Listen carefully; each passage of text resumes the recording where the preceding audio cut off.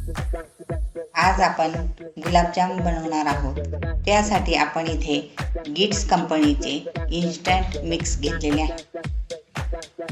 ते आपण आता फूड प्रोसेसरमध्ये मळून घेऊ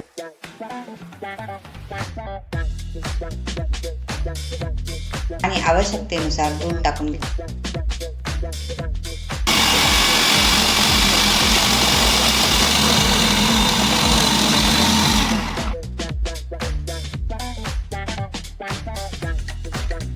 बघा किती छान मऊसूत पीठ मळले गेलेले आहे। आता आपण त्याचे गोळे करून घेऊया।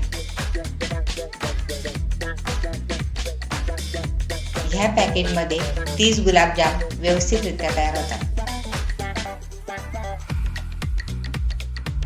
आता आपण कढईमध्ये तूप गरम करायला ठेवूया आणि तोवर पाकाची तयारी करून घेऊ।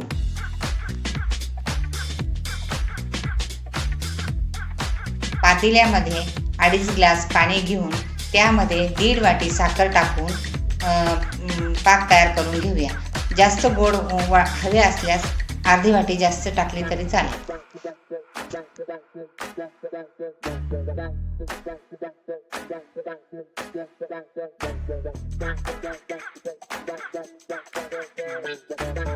पाक तयार करायला ठेवून द्या।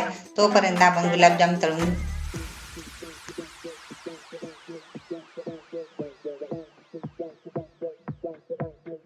मंद आचेवर व्यवस्थितपणे सोनेरी कलर येईपर्यंत तळून घ्या।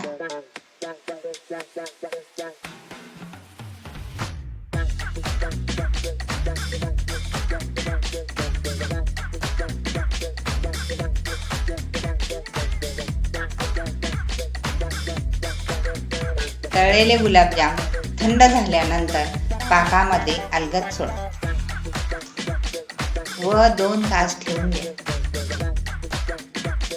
मस्त खा आणि स्वस्त राहा।